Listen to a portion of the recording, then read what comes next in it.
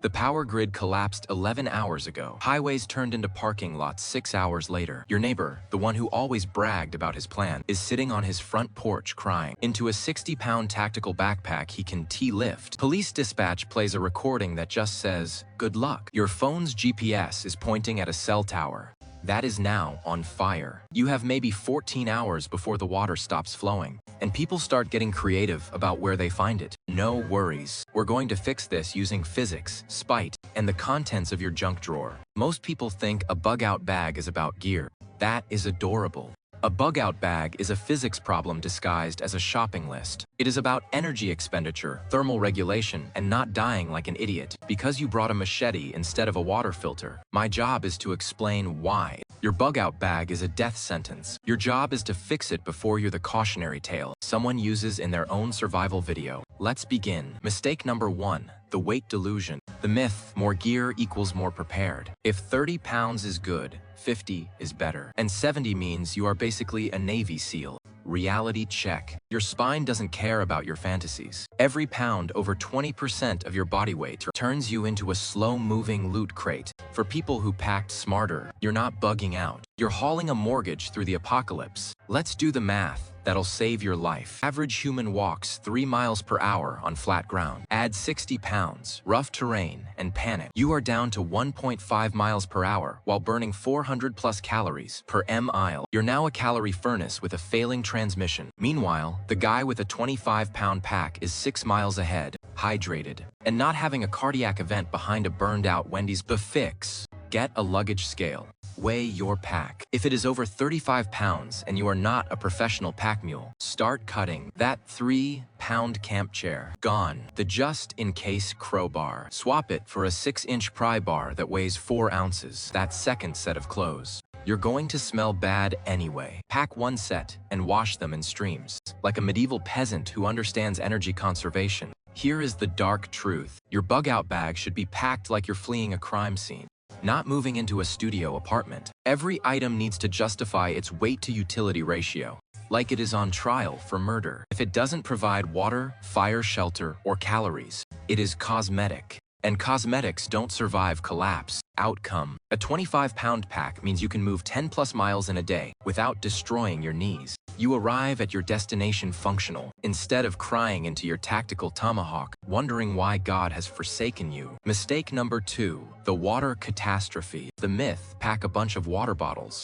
Maybe throw in a life straw. You're good. Reality check. Water weighs 8.3 pounds per gallon. If you pack 3 liters, about 6.6 pounds, you have water for one day. Assuming moderate activity. Day 2, you're drinking puddles and praying. Water is the heaviest, most critical resource you'll carry, and it runs out faster than your optimism. Most people pack water, but no purification redundancy. One life straw is great until you drop it in a river, or the filter clogs with sediment after day 3. Now you're choosing between dysentery and dehydration, which is like choosing between getting stabbed and getting shot. The fix: pack like a paranoid chemist. You need 3 methods: primary, Sawyer Mini, or similar squeeze filter. Weighs 2 ounces. Filters, 100,000 gallons. Secondary, Aquatabs or chlorine dioxide tablets. Weigh nothing. Work when filters fail. Tertiary, a metal container for boiling. Your cookpot pulls double duty. Carry only 1 liter of water on you. Find the next liter before the first one's empty. This is called water discipline, and it is the difference between surviving and becoming a cautionary tale about hubris. The dark metaphor: packing 4 liters of water instead of filters is like bringing a pizza to a deserted island. Instead of fishing gear, feels great for 6 hours. Then you're just hungry and stupid. Outcome: you stay hydrated without becoming a pack mule. You save 10+ pounds for things that actually matter, like food that isn't freeze-dried sadness. Mistake number 3. The shelter fantasy. The myth: big tent sleeping bag rated to -40 degrees Fahrenheit, maybe an air mattress, because you need good sleep. Reality check. That 4-pound tent and 3-pound sleeping bag just turned your pack into a mobile bedroom. That takes 15 minutes to set up. While mosquitoes feast on your optimism, you don't need comfort. You need not dying from exposure. Hypothermia kills faster than dehydration. Wet clothes and wind chill can drop your core temperature in 3 hours. Your body loses heat through conduction, convection, radiation, and evaporation. A tent doesn't solve these problems. It is just a nylon suggestion box for heat to escape from. Ditch the tent. Pack a silnylon tarp, 8 to 10 ounces, 50 feet of paracord, 2 ounces, and a bivy sack or emergency blanket, 3 to 6 ounces. Learn 4 basic tarp configurations. This setup weighs under 1 pound, deploys in 3 minutes, and blocks wind and rain, the two things actually trying to kill you. For ground insulation, use a foam sleeping pad, not inflatable, because punctures are a thing. It weighs 8 ounces and prevents conductive heat loss, which is how the ground steals your warmth like a passive-aggressive ex. For warmth, layer a 40 degrees Fahrenheit quilt instead of a mummy bag. Quilts weigh less, compress smaller, and you can vent them when you're too hot, which mummy bags can't do without unzipping the entire stupid thing. The psychology shelter isn't about luxury. It is about maintaining core temperature and not losing 3,000 calories, shivering through the night. You're not camping, you're calculating thermal efficiency. Like your life depends on it.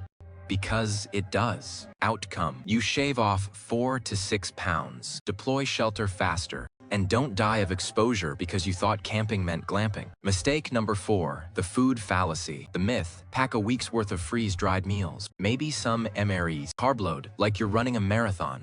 Reality check. Food is the lowest survival priority. Humans can survive 3 weeks without it. You'll be miserable, but you'll live. Meanwhile, that 14 pounds of freeze-dried beef stroganoff is making you slow, loud, and a target.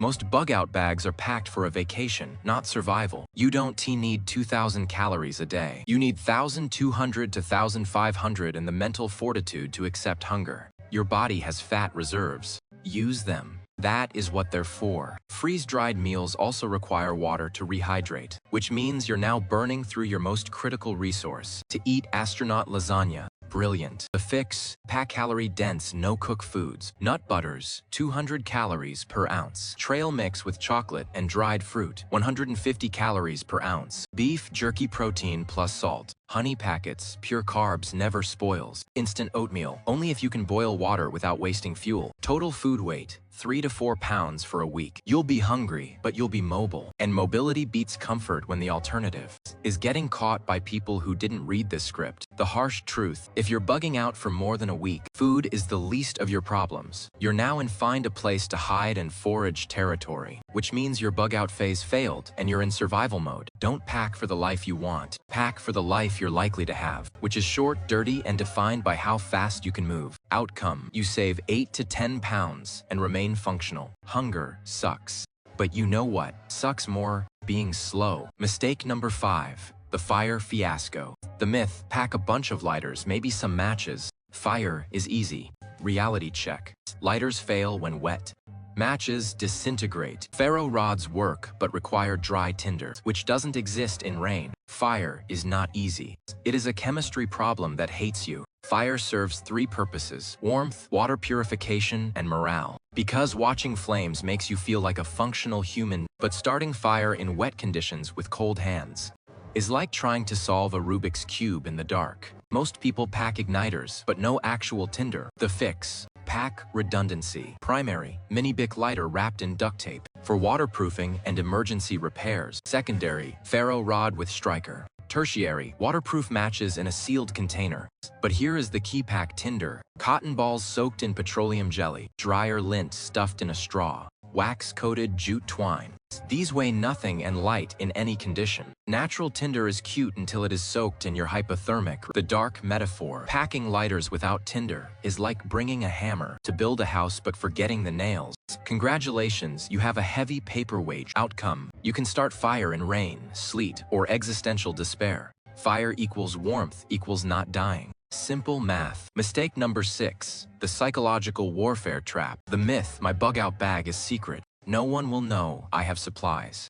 Reality check. Your 60-pound Molly covered tactical backpack screams, I have valuable stuff. You're not gray man. You're a walking loot drop with a target on your back. In collapse, people don't need to see your gear to know you're prepared. They just need to see you moving confidently with a pack. While they're scared and empty-handed, human psychology in scarcity follows a simple rule: desperation makes people creative and violent. Your fancy gear paints you as the solution to their problem. The fix: use a cheap civilian backpack, school bag, hiking day pack, something that blends into a crowd. Gray, black, tan. Nothing tactical, nothing branded, nothing that says, "I prepped and you didn't." If confronted, have a believable cover story. Just heading to my sister's place upstate. Keep it vague. Keep it boring. The goal is to be forgettable. The psychology: predators, human or animal, target easy, obvious prey. Looking unprepared while being prepared is the ultimate survival flex. You're not trying to intimidate. You're trying to be ignored. Outcome: you move through chaos without painting yourself as a resource. You survive not by looking tough, but by looking uninteresting. Mistake number 7. The navigation disaster. The myth: GPS on my phone. Maybe a compass as backup. Reality check: your phone dies in 6 hours under heavy use. Cell towers fail. GPS satellites don't care about your feelings. And that compass is useless. If you don't know how to read a topographic map or understand magnetic declination, navigation failure means you walk in circles, burn calories, waste water, and end up exactly where you started. Except now you're tired, dehydrated, and convinced the forest is personally attacking you. Most people don't practice navigation. They assume they'll figure it out under stress, which is like assuming you'll learn to juggle chainsaws while they're on fire. The fix: pack paper maps of your region in waterproof bags. Study them now. Know 3 routes to your Bugout location. Memorize landmarks. Carry a quality baseplate compass, and learn how to use it with your map.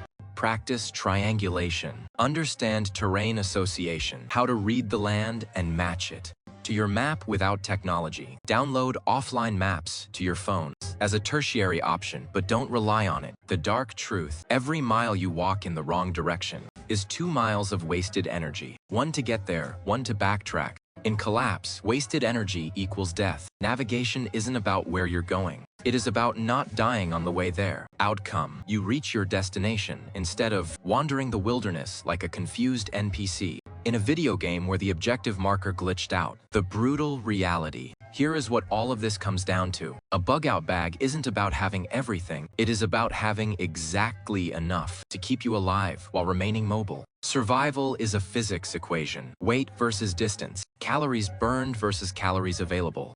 Heat lost versus heat retained. Every item in your pack is either solving a life-threatening problem: water, fire, shelter, navigation, or it is dead weight dragging you toward failure. There is no middle ground. Comfort is a luxury you can't afford. Style is irrelevant. Your goal isn't to arrive at your Bugout location looking tactical and Instagram ready. It is to arrive at all. The harsh truth of collapse is this: the survivalists who talk the loudest usually die first. They're too heavy, too visible, too invested in the aesthetic of survival instead of the reality. Meanwhile, the quiet ones with gray packs and ultralight gear are already 6 miles gone, hydrated, warm, and completely uninterested in your opinion about their choices. You're not trying to be invincible. You're not trying to outlast everyone. You're just trying to be harder to kill than the environment around you, and lighter to carry than everyone else's mistakes.